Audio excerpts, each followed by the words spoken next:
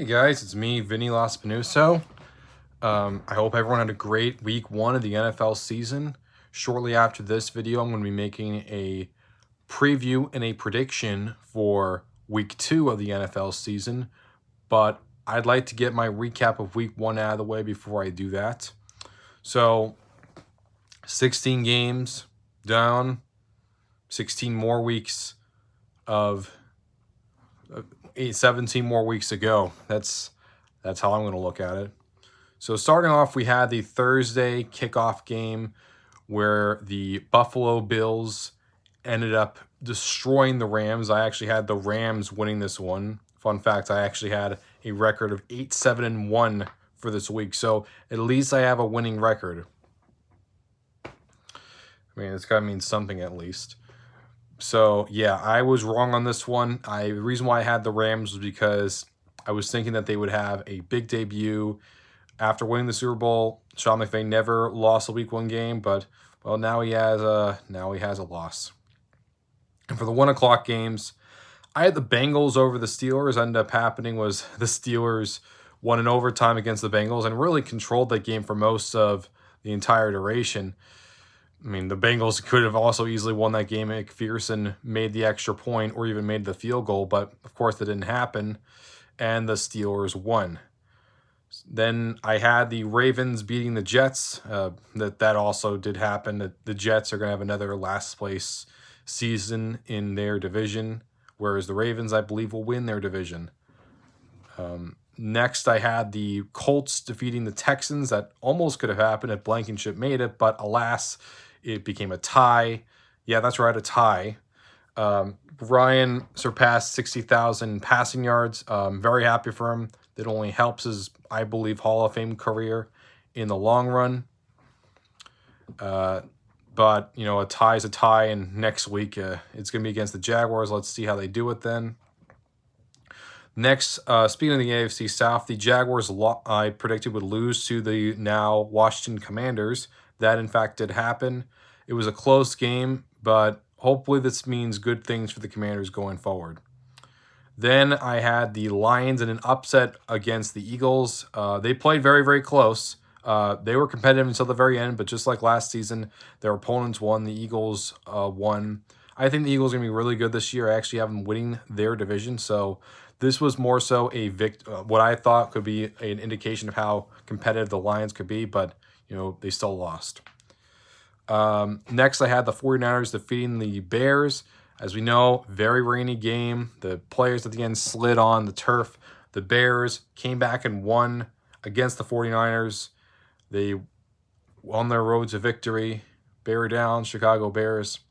I had the Saints beating the Falcons, and that did happen. The Falcons blew yet another lead, this time by 16 points against the Saints. 1-point victory. Jameis Winston went off in the fourth quarter. Michael Thomas also got a couple touchdowns. Very happy, and I hope the Saints do really well this year. Then I had the Panthers defeating the Browns in a Baker Mayfield revenge game. I should have gone my original prediction, having the Browns win because they won in a last-second field goal. I don't think either team is going to make the playoffs, but hey, at least the game was fun.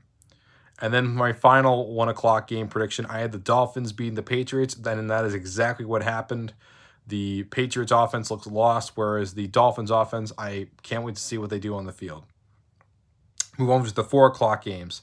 I had the Chiefs, even without Tyreek Hill, beating the Arizona Cardinals, and that's exactly what happened. They completely demolished them. Even without Tyreek Hill, it's still a very potent team. Still the same very potent offense. And the Cardinals, I don't know if this is going to be a sign of things to come, but we'll see. Then, in the biggest upset, many people, including myself, saw the Titans beating the Giants. The Giants end up beating the Titans thanks to another last-second missed field goal by Randy Bullock. And the Giants won in an upset fashion against the Titans, which means everyone in the AFC East, the winner, the current leader of the AFC East, is the Colts and the Texans, who both tied against each other. Yikes. Then, in a game that I thought would be an upset that won, was the Vikings winning over the Packers. That, in fact, did happen. The Vikings toasted the Packers. Another embarrassing Week 1 loss by the green and gold. However, if history is able to show us, they'll have another 13 wins season. But the Vikings were really, really good. Justin Jefferson had an Offensive Player of the Year performance. I would not be shocked if he ends up winning it.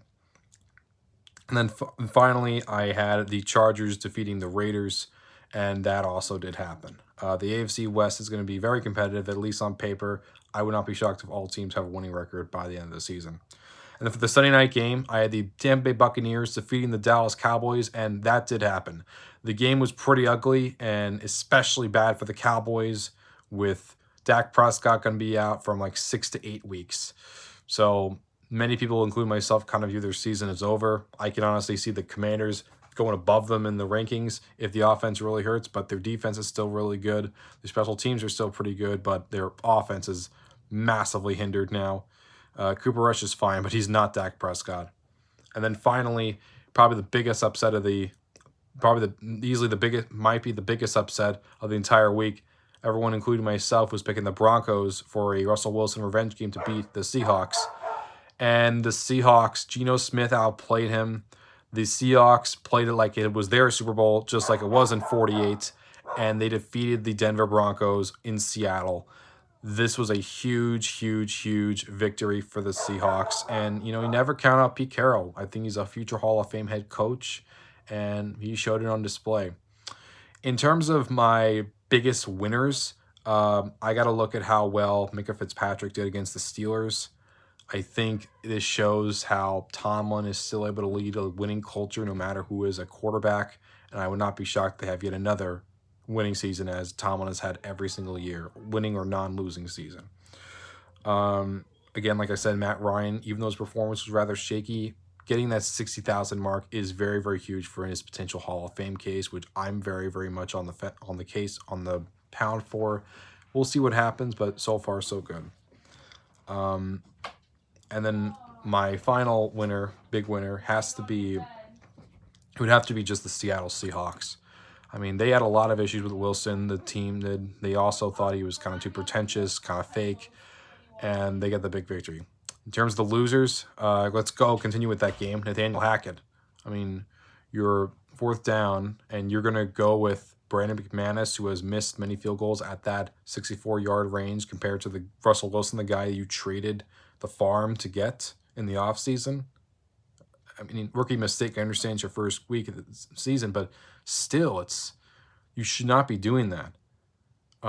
Speaking of which, kickers as a whole, it feels like every single game had at least one bad missed kick.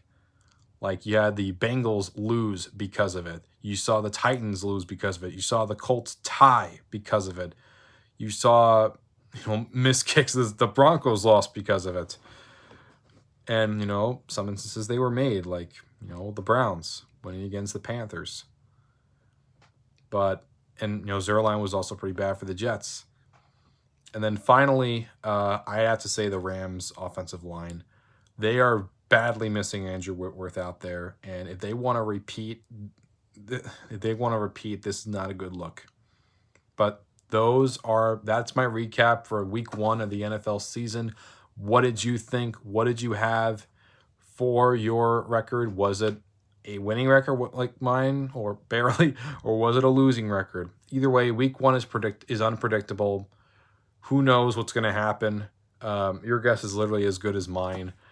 It's week 1. It's not going to decide the fate of these teams. Don't forget, a couple years ago, in 2020, the Jaguars won their first game of the season, and they proceeded to lose the remaining 15. So anything's possible. Don't let week 1 cloud what's going to happen for the rest of the season. These teams have 16 more games to play. There's 17 more weeks of football. So anything could happen. Literally anything could happen. We don't know about injuries. We don't know about, big records broken. We don't know about any of that stuff. So we'll see what happens. Well, that's just my recap. I'll do my picks for week 2 next. Okay, see you there.